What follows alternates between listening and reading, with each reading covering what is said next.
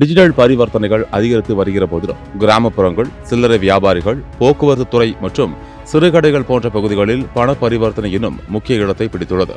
இந்நிலையில் இந்தியாவில் பரவலாக பயன்படுத்தப்படும் ரூபாய் 100 மற்றும் ரூபாய் 500 நோட்டுகளில் விரைவில் சில மாற்றங்கள் அறிமுகமாக உள்ளன. பாதுகாப்பு அம்சங்களை மேலும் வலுப்படுத்தும் நோக்கில் இந்த நடவடிக்கைகளை ரிசர்வ் பேங்க் ஆஃப் இந்தியா மேற்கொண்டுள்ளது.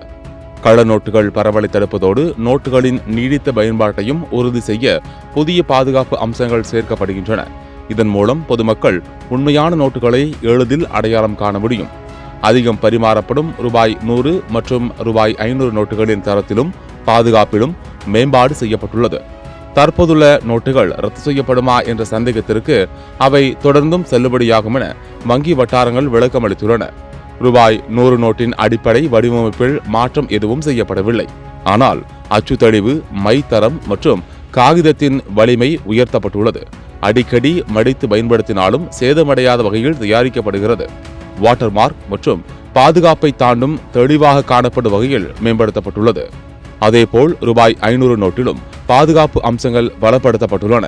அதிக மதிப்புள்ள இந்த நோட்டு கள்ளநோட்டுகளுக்கான இலக்காக இருப்பதால் மைக்ரோ பிரிண்டிங், நிறத்துல்லியம் மற்றும் வடிவமைப்பு விவரங்களில் மேம்பாடு செய்யப்பட்டுள்ளது.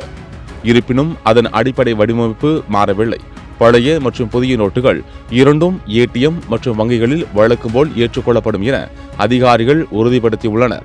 இந்த மாற்றங்கள் மக்கள் நலனையும் நாணய பாதுகாப்பையும் கருத்தில் கொண்டு மேற்கொள்ளப்பட்டுள்ளன.